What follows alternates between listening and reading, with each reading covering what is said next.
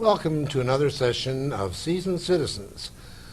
We'd like to have you investigate with us today the intricacies of the word or the game Scrabble. We have with us a professional, I'm led to believe, somewhat in this field of playing the game of Scrabble.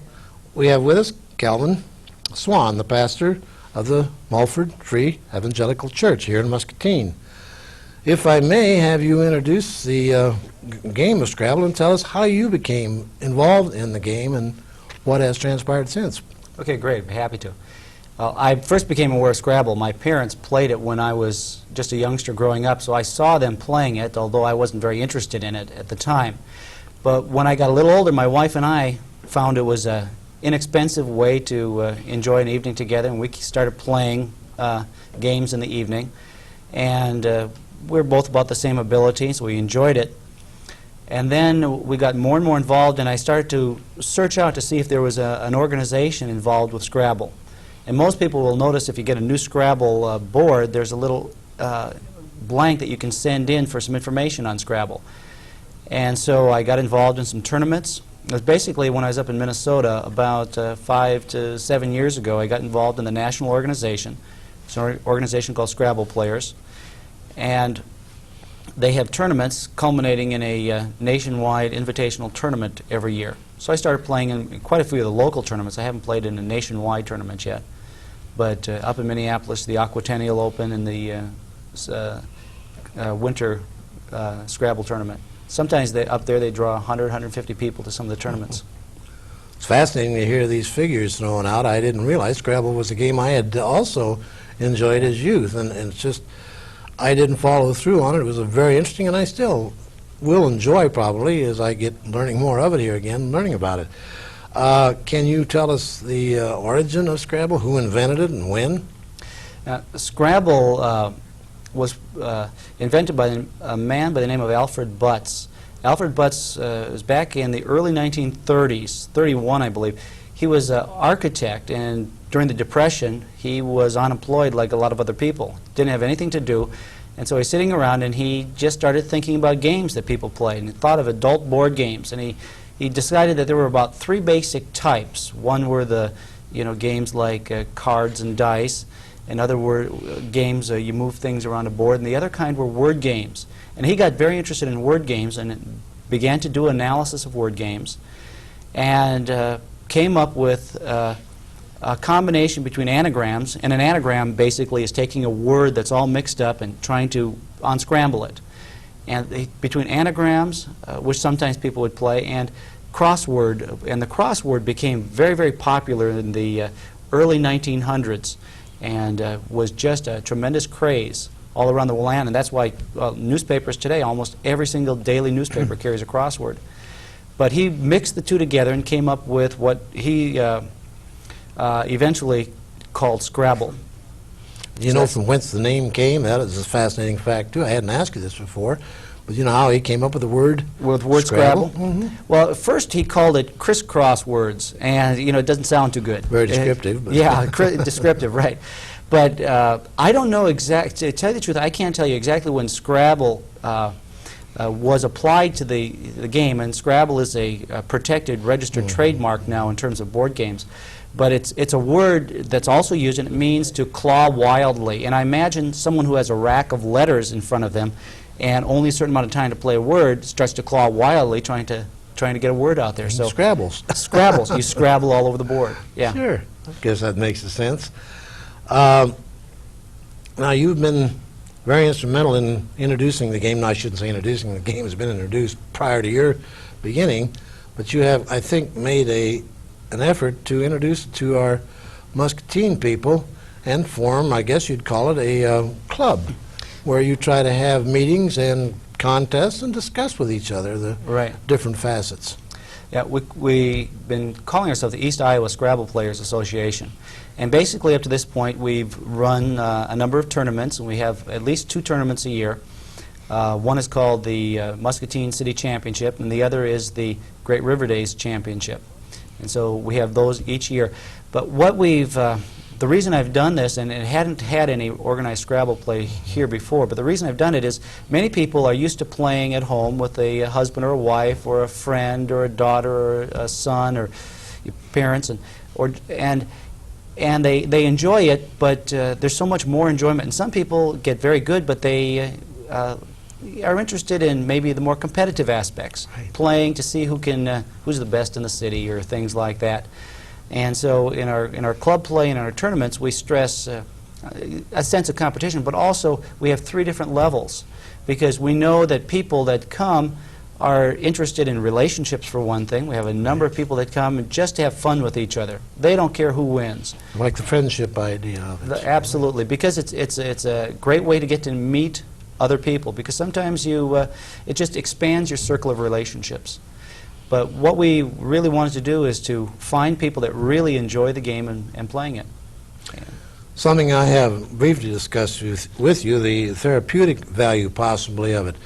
As I told you previously, I had heard that anything that gives the mind some exercise, as it were, helps keep the mind fertile, I guess would be a word you could use there, and keep you active in the thinking. We don't want to say it's determined to Alzheimer's disease. However, it does keep your brain very active, right? Yeah, absolutely. You know, one of the things that Scrabble does, especially as a person maybe physically slows down a little bit in life, sometimes you can't keep yourself physically going full speed, but you can keep yourself mentally going full speed for, I think, almost as long as you want. And this is a game, making words and just enjoying friendships. It can keep your mind sharp and active. In fact, you can be expanding your vocabulary at a time when some people are using less and less words, or fewer and fewer. You can just tremendously open up whole new ways of understanding your language. Obviously, if you are a follower of crossword puzzles, you're going to be very adept, I imagine, at working into Scrabble.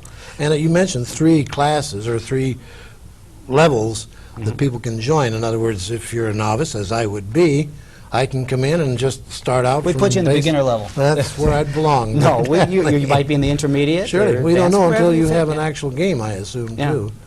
So I think these are things I'm sure people aren't aware of, and I'd like to have them be aware of this. Now, I think we have with us today a board, a Scrabble board, that will help us all determine just what we're talking about here. We've been discussing it thoroughly. I'd like to now show what a board looks like and offer to the public how the game can be played. I think you'll have to do most of the explanation there, and the numbers on it, what it constitutes, because I think that's how the game is determined. Winning and losing is the numbers of the squares. Sure. Okay. I can just take you through a little bit about what Scrabble is. Perhaps there might be some of your viewers that really have no idea whatsoever. Surely. They've never really seen a board before, or some are basically familiar with just the rudiments. But basically, Scrabble is taking a rack of words such as the one we have here, and everybody draws 7 letters out of that the bag of letters. You take the rack of words and you begin to analyze them to see what you can have there, and you begin to try to come up with a word. Now here's a rack of, just at random, we could say 7 letters. And Don, why don't you just take a look and see what you think you could make out of that. Well, a quick glance, I'm going to say satire. Okay, very good. It's a 6-letter word, satire. Excellent. S-A-T-I-R-E. This was not rehearsed either. You're going to be in the advanced division. You know, many people take a look at a rack like this and they'll come up with rate, R-A-T-E, or if a beginner might come up with in or tin or sat or things like that, or tine or as. And a beginner starts to just have trouble putting together 2 letters, and sometimes they start to 3 and 4 and 5. Now obviously you were able to get satire out of it, which is an excellent word. However, the way a person begins, perhaps at the real advanced level, to be able to make a lot of points is when you get to the place where you make what we call bingos. And a bingo is where you not only lay your letters down, but you lay all 7 of them down. Now, there's some 7-letter words in here. I don't know if you'd see them or not, but... I think you mentioned to me in our brief discussion before, how many combinations can many times come out of one rack? Well, You spoke different times with me of the... Okay, I'll show you what on this particular rack. What a advanced Scrabble player. Now, wouldn't want to discourage anybody that's listening, that's just starting. But this is at some of the advanced levels to show that you can really get very involved in the game. This combination SATINE is a combination of letters that a lot of they're professional Scrabble players nowadays. Basically, all they do is play Scrabble. But what they would do is to look and wait till they get a combination of letters, SATINE. And like this combination can make 60 different 7-letter words depending on what the extra letter is. Now, I just threw in R here. And so you think of the 7-letter words. Let's say you're behind by 60 or 70 points and it's your last play. Well, when you see this, you would immediately say, oh, I know a couple combinations. And you would rearrange your rack, and you lay down nastier. And Stainer.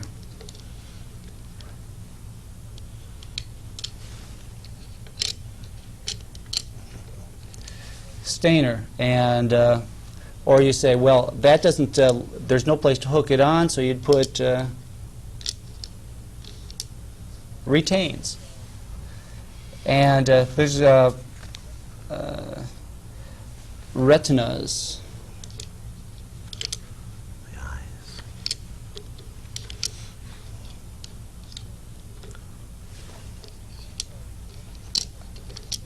So when a person gets to the level of being able to look at a rack like that and be able to put all the combinations together real quickly, you can start get 50 letters, and some of the people that are in the excellent category get 2 or 3 7-letter words every single game. I think if I may, I'll slip back to the beginner's level again. That's fascinating.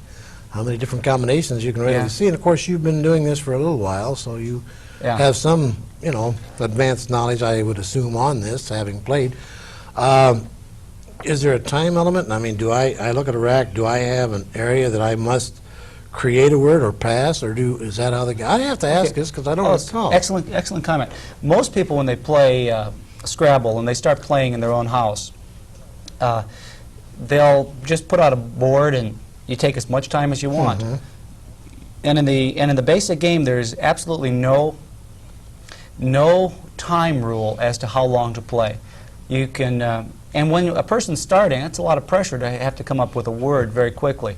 So that's basically the way most people play, no time limit. But also, sometimes people get to a place where that starts to frustrate them because you're playing with someone else. Let's say you and I were playing, and you laid a word like a satire, and it took me a half an hour to come up with a word.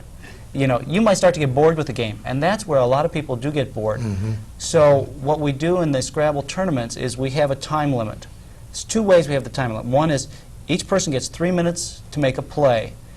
And then people that really get more involved, let me show you what we have here, is a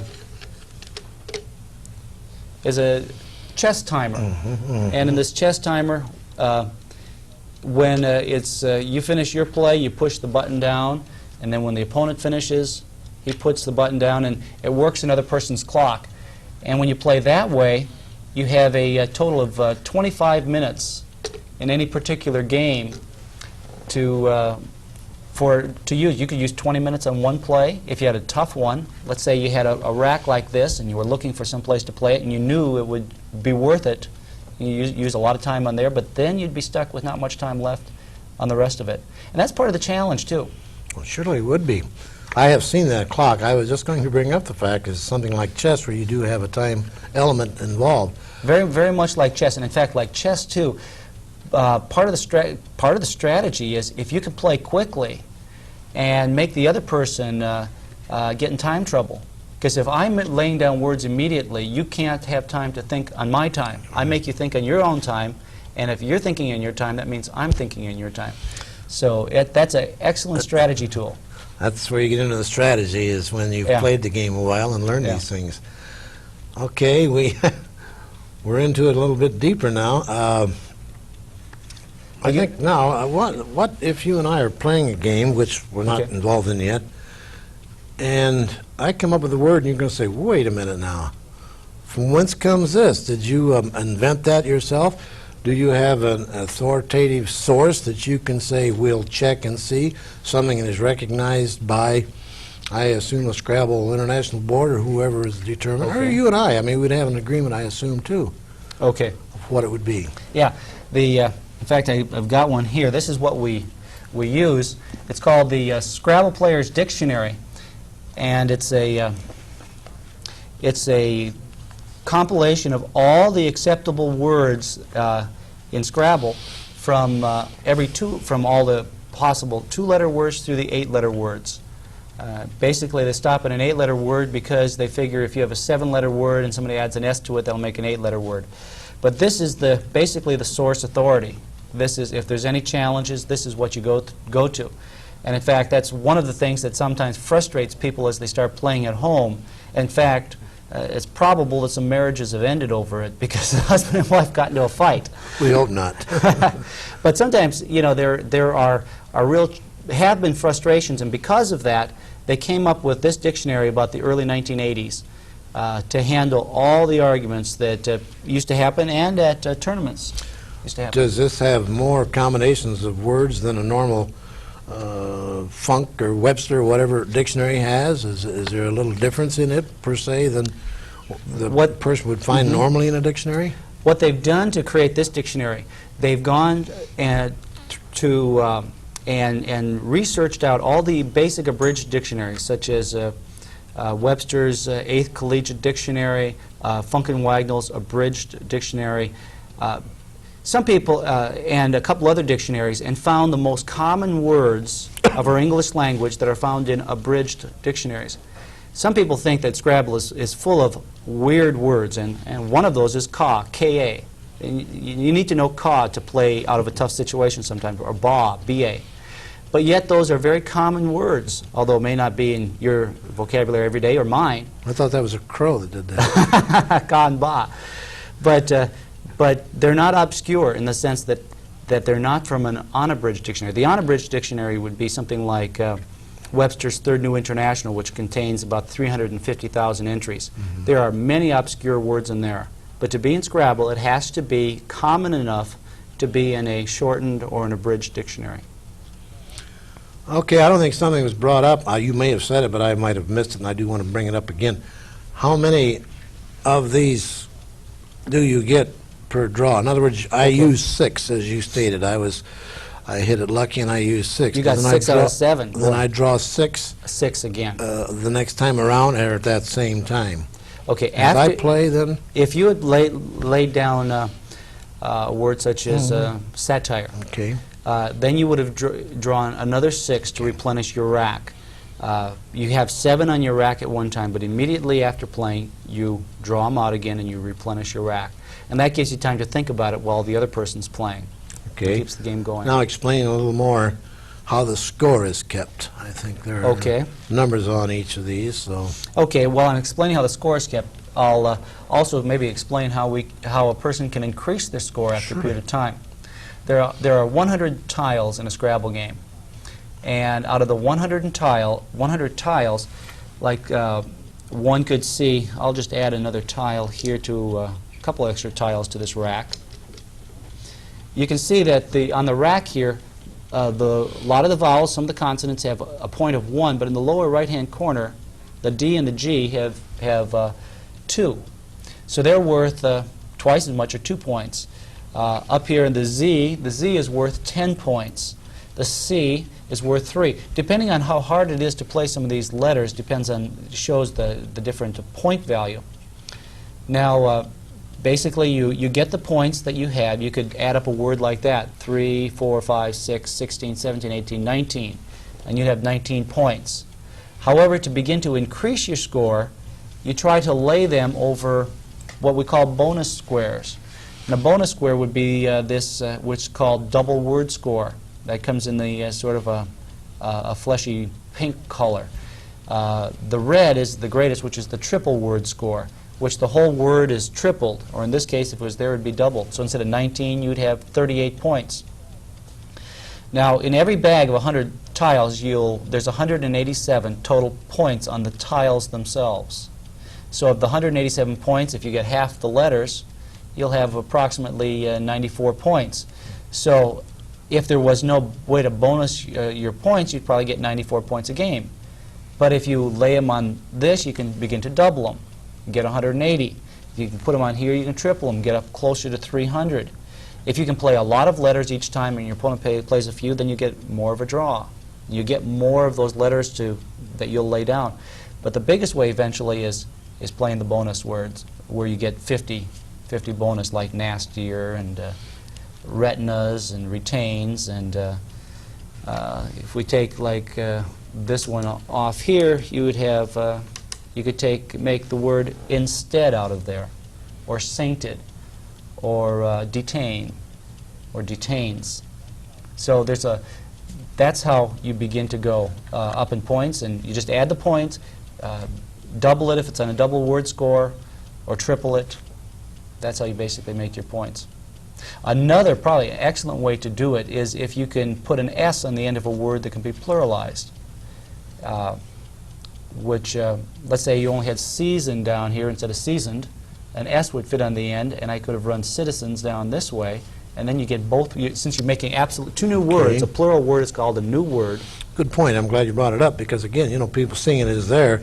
They can run diagonally and all throughout the board. They're not just destined to go across or up and down. They can be much like a bingo card. You use the word bingo pertaining to this particular idea here too. Another way to, sometimes we concentrate on the 7-letter words or the longer words, but sometimes one of the best ways for a person to really begin to score points, even if they know just the short words, is to begin to look for places to lay them down and run them real close instead of just running at the end of words, like put a T down here, et, et, and T or O, T, toot. And you not only get the word toot, but you get so and no and et. Well, and someone eventually might come and lay another word, knowing the short words, that can lay another word across here and have ada and no, not, and son, son, and run a third word, so they're really starting to bunch up the letters and get a lot of points. Question I have in my mind real quickly here. How long does it take to get attaining that level? I mean, what do you, obviously like any form of entertainment or working, you have to do it in order to get accomplished at it. What is your guess on a time there? Like I'm starting, as you granted me a second level. Well, if you made satire, you're right in the middle, and you could be going up. How long does it take? I mean, about 5 games, or do you want to get? Can you make a statement as to how many games it would take to become third level? Okay, like in Muscatine championship level is what we call it here. It just depends upon how good of a vocabulary you come with. And if you're good at crosswords, some people can go very quickly all the way to the top. We have one fellow in town who just started playing about 1.5 years ago, and already he's probably the best player in town. He's come that quickly. I think he works crosswords a lot. Because he works crosswords, he had a background. He just took to Scrabble. He enjoyed it, and he won our Great River Days tournament just a short while ago. I think something we've discussed too, this is not an expensive game that you can pick up. I'm sure this is rather a little forwarded because it's in tournament use. I don't know if there's been any difference there, but you can pick these up for, I think you said, the $10 or less area at many, like Walmart and some of the areas around here. Yeah. Quite a few stores you could pick up the basic Scrabble game for less than $10. It's a regular board. It's the board that most people see people use. It has a rack of 4 racks for people to play. It has all the tiles, and it's less than $10. This is a board that is just a little more convenient to use. You can spin it around. It just it rotates. It has little plastic ridges so the words stay in place. So as to prevent you in case you're losing from just hitting the board and messing it up. But it's got a little better, a little more durable, and it probably runs between $20 and $25. But once you make that kind of an investment, which is cheaper than most people would spend going out for an evening of doing almost anything, for eating or anything, you're set. This is a board that I've used for 8 years now. Question quickly, too. You mentioned the 4. Is that the normal, is that the amount that you can play 4 at one time? Okay. I mean, is there allowance more than that? 4 people can play it, and that's the maximum. Otherwise, it's just it's too many. 4 is the maximum. In tournament play, we only play 2 people at a time. It's one-on-one. It's very much in the sense of competitiveness. And the reason would be that in a competition, a lot would depend on who you play after. Let's say if there was 3 people and you happen to play after a person that did not play very defensively, in other words, open the board way up, you'd get a lot of opportunities, and and the other person wouldn't. So it's just one-on-one. Okay, now, as we started the program, you are very interested in the game of Scrabble, and you have tried to form, or you have formed, not tried to, a club here. Can you give us a bit of information on that, and where to call, and meeting nights, or whatever format you have, if you will? Okay. We're meeting now on the second Tuesday of every month, and the best way to get in touch with what's going on, or to get on our mailing list, since we have a mailing list that we send out on a regular basis, my home phone number is 263-4848. And we've had a number of people call us. We've had people as far away as Fairfield, Tipton, Iowa City. We've had people from Davenport come down for our latest tournament. Had a great time that way. So we just encourage people to come for our clubs, because on our club night we don't have a tournament. It's just playing and enjoying a fellowship and recreation with each other. That's one of the best ways to get involved. Great. I hope this does bring us in a few, too, for you. I know we've enjoyed learning a bit about it, and I think that's about the extent you have of the props with us today. So, again, I would invite those of interest to definitely call, make an appointment, and get involved in this. I think you thoroughly will enjoy it. It is something that will keep you certainly occupied, and we appreciate your opportunity to come with us today, taking time to explain this game to us. Thank you. And again, we want to thank those people who have cooperated with us here today from the Commission on Aging, and always thank the Heritage Cablevision for allowing us to use their facilities to make these programs. Thank you kindly, and have a good day.